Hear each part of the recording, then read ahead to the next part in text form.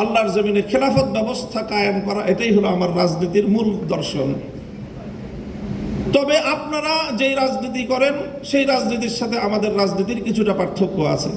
সেই পার্থক্যের জায়গাটুকুও বুঝতে হবে এবং সেখান থেকে আপনাদের দায়িত্ব এবং ভূমিকার কথাও আমি বলছি, আমার বক্তব্য দিয়ে নয়, বরং আপনার নেত্রীর উদ্ধৃতি দিয়ে। বেগম জিয়া আমাদেরকে বলেছেন অনেক সময় যে দেখেন হুজুর, আমরা ইসলাম প্রতিষ্ঠার রাজনীতি আমরা করি না, তবে আমাদের পরিষ্কার অবস্থান হলো এই যে আপনারা যদি ইসলাম প্রতিষ্ঠা করবার জন্য দেশে রাজনৈতিকভাবে সামনে অগ্রসর হয়ে যেতে পারেন, আমাদের বিএনপির পক্ষ থেকে সহযোগিতা পাবেন, বিরোধিতা পাবেন না।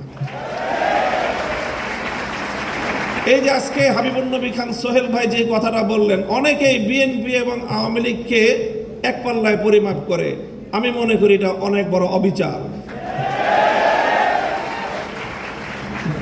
আওয়ামী লীগ ইসলামিক রাজনৈতিক সংগঠন নয়, বিএনপিও ইসলামিক রাজনৈতিক সংগঠন নয়, তবে এই দুটির মধ্যে ঐতিহাসিক অনেক ব্যবধান রয়েছে। সেই ব্যবধানটার কথা আমি আরেকটা উদ্ধৃতি দিয়ে একটু স্মরণ করিয়ে দিতে চাই।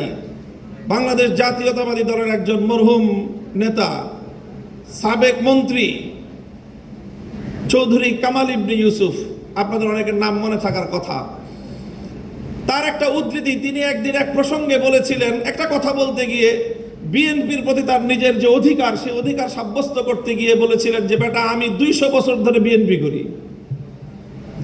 কি বলেছেন? 200 বছর ধরে আমরা বিএনপি করি। আপনাদের অনেকের মনে প্রশ্ন জাগতে পারে, বিএনপি তো প্রতিষ্ঠিতই হলো স্বাধীনতার বেশ পরে, শহীদ জিয়াউর রহমানের হাত ধরে, আর চৌধুরী কামাল ইবনে ইউসুফের বয়স কত? 60-70 বছর। তো বিএনপিও তো 50 বছর আগে জন্ম নেয় নাই, চৌধুরী কামাল ইবনে ইউসুফের বয়সও 50 বছর নয়। তো ওই বেটা কিভাবে 200 বছর ধরে বিএনপি করে? আপনাকে বিএনপির ঐতিহাসিক রাজনৈতিক ধারাটাকে আপনাদের অবশ্যই ধারণ করতে হবে। চৌধুরী কামাল ইবনে ইউসুফের এই বক্তব্যের মূল কথা ছিল এই, যদি আমরা আমাদের এই জনপদের অতীত রাজনীতির ইতিহাস পর্যালোচনা করি, তাহলে সবসময় আমরা এদেশে দুটি ধারা লক্ষ্য করতে পাই। সেই অবিভক্ত ব্রিটিশ আমল থেকে যখন ঢাকা বিশ্ববিদ্যালয় প্রতিষ্ঠার ঘোষণা এসেছিল, যখন ঢাকাকে কেন্দ্র করে পূর্ববঙ্গের উত্থানের ঘোষণা এসেছিল, যখন মুসলিম জাতিসত্তা প্রতিষ্ঠার ঘোষণা এসেছিল, তখন এই বঙ্গ অঞ্চল থেকে কিছু মানুষ তারা ঢাকা বিশ্ববিদ্যালয় প্রতিষ্ঠার বিরোধিতা করেছিল। তারা ঢাকাকে কেন্দ্র করে পূর্ববঙ্গের উত্থানকে ঠেকিয়ে দিতে চেয়েছিল, যারা মুসলিম জাতিসত্তার বিরোধী ছিল। এই ঐতিহাসিক ধারা সেই ব্রিটিশ আমল থেকে চলে এসেছে, আর এই ধারায় এইভাবে দুটি ধারা প্রতিষ্ঠিত হয়েছে, সংঘাত চলেছে, লড়াই চলেছে। একটি ধারা ছিল পূর্ববঙ্গ কেন্দ্রিক এই বাংলাদেশি জাতীয়তাবাদ তথা মুসলিম জাতীয়তাবাদের, মুসলিম জাতিসত্তা গঠনের যে ঐতিহাসিক ধারা, এই ধারার যারা রাজনীতি করে, জাতীয়তাবাদী দল বিএনপি সেই ধারারই প্রতিনিধিত্ব করে।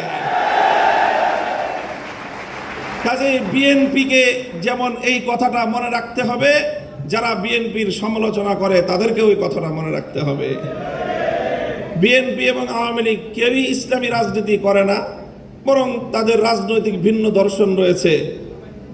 ঠিক যেমনি ভাবে আবু জাহাল আর আবু তালেব কেউই কিন্তু ইসলামের পথের অনুসারী ছিলেন না, কিন্তু কেউ যদি আবু তালেব আর আবু জাহেলকে এক পাল্লায় মাপে, তার চেয়ে বড় জালিম আর কেউ হতে পারে না। আমি মনে করি ইসলামী রাজনীতির দৃষ্টিকোণ থেকে বিএনপি আবু তালেবের ভূমিকায়, আর আওয়ামী লীগের আগাগোড়াই ভূমিকা হলো আবু জাহেলের ভূমিকা। কাজেই এই জন্য বিএনপিকে কথা মনে রাখতে হবে, বিএনপির আগামী নেতৃত্বকে কথা মনে রাখতে হবে। প্রিয় দিনী ভাইয়েরা, প্রিয় জাতীয়তাবাদী ছাত্র দলের আমার সংগ্রামী সাথী ও বন্ধুগণ, আমাদের এখানে অনেকেই আমার কথা স্মৃতিচারণ করেছেন।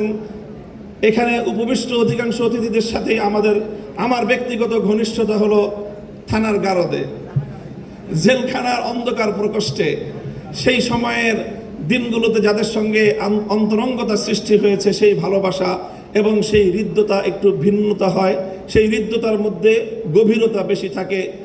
আমি আপনাদের এই শহীদুদ্দিন চৌধুরী আলী ভাই, সুলতান সালাউদ্দিন টুকু ভাই সহ আরো অনেকের সঙ্গে আমাদের সেই দুঃসময়ের দিনগুলো একসঙ্গে অতিক্রম করেছি। আরো অনেক নেতৃবৃন্দ ছিলেন, এই যে গিয়াসউদ্দিন আল মামুন সাহেব, তারপরে মিয়া নুরউদ্দিন অপু ভাই, আর এরপরে বিশেষভাবে যাকে আজকে আপনাদের এই মঞ্চে আমার স্মরণ করতে মনে যায়, তিনি আপনাদের প্রাক্তন কেন্দ্রীয় সভাপতি মরহুম নাসিরউদ্দিন আহমেদ পিন্টু ভাই।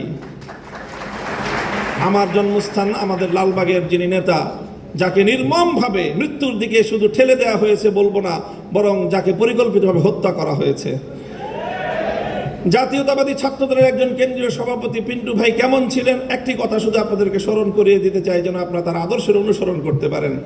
আমি একদিন গারদ থেকে 2013 সালের জেলখানার ইতিহাস বলছি। আমি 2013 সালে আমি যখন জেলে, পিন্টু ভাইও তখন জেলে, একই জেলে ছিলাম আমরা, কাশিমপুর হাই সিকিউরিটি কেন্দ্রীয় কারাগারে। আমিও গেলাম, একেবারে যখন জেলখানায় পৌঁছলাম থানার গারদ কোর্ট থেকে, তখন আসরের সময় প্রায় শেষ হয়ে যায়। আমি পথিমধ্যে আসরের নামাজ পড়তে সক্ষম হয়েছিলাম। পিন্টু ভাই আলাদা আরেক গাড়িতে গেলেন, কিন্তু তিনি আসরের নামাজ পড়তে পারেন নাই। আমি ওই